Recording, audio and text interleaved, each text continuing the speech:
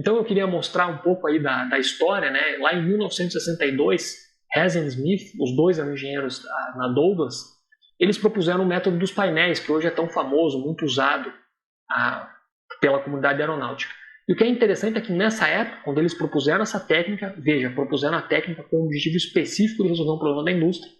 Estava em desenvolvimento o Douglas DC-9, era um competidor do Boeing 737, e esse avião, algumas versões estendidas desse avião, elas já se beneficiaram da técnica desenvolvida por Hazen e Smith dentro da própria Douglas. Então aqui a gente vê um tecelado de painéis, algo em torno de 7.000 painéis, para uma versão estendida do Douglas DC-9, que depois veio virar aí, a evolução do DC-9 virou a série MD-80 e MD-90. Então é muito interessante a gente ver uma ferramenta que foi criada, uma técnica criada especificamente para resolver um problema na indústria, que era fazer simulação aerodinâmica desses aviões. E já no final dos anos 70, início dos anos 80, a Boeing estava desenvolvendo o que hoje se conhece pela família 737 da versão clássica, né? 300, 400, 500. E nessa época eles desenvolveram um código Panera, um código avançado de painéis, que depois passou a não mais ser da Boeing, mas originalmente surgiu lá.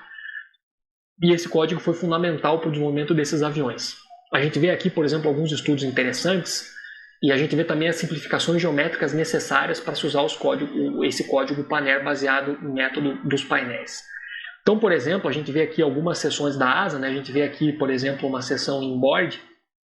Essa seção tem um Kruger flap, que existe até nas versões mais atuais do 737. Esse Kruger flap ele fica entre a região do pilone e a região da fuselagem, né? Depois ele tem slats, pelo menos nas versões mais atuais. E o que foi feito aqui é que, basicamente, essa configuração, para que ela pudesse ser simulada, ela foi bastante simplificada e ficou com essa cara aqui para que pudesse fazer a simulação em método dos painéis. Observe, portanto, que a gente não tem efetivamente uma configuração em que você enxerga o hipersustentador deslocado do elemento principal, mas você vê uma deflexão.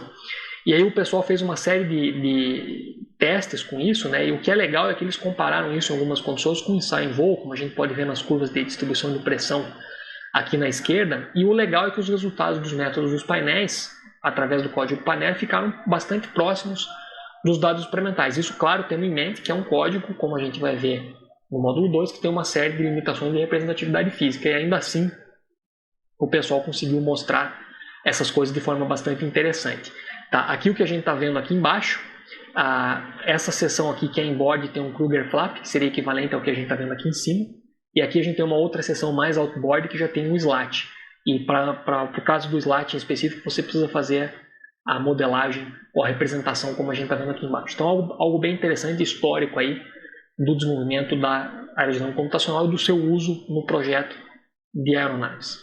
Aí um pouco mais para frente, aí nos anos 80 e 90, a Boeing estava desenvolvendo o 777 voou pela primeira vez em junho de 94.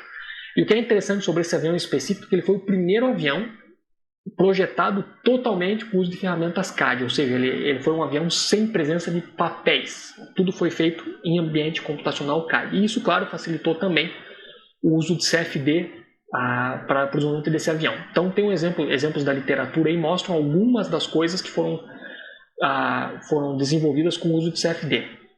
Então, a gente tem aqui, claro, o desenvolvimento da própria asa.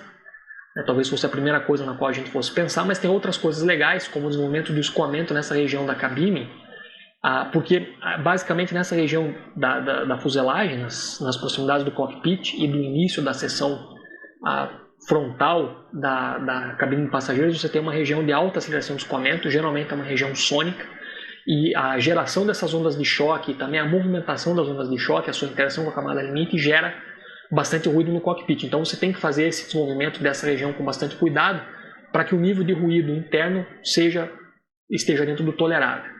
O 777 também teve o uso de CFD para se projetar os flap track fairings, que são basicamente as carenagens que a gente vê embaixo da asa, não conseguimos ver aqui na figura, mas são aquelas carenagens que ficam embaixo da asa, parecem canoas compridas, que envolvem os mecanismos de retração e recolhimento dos flaps. Então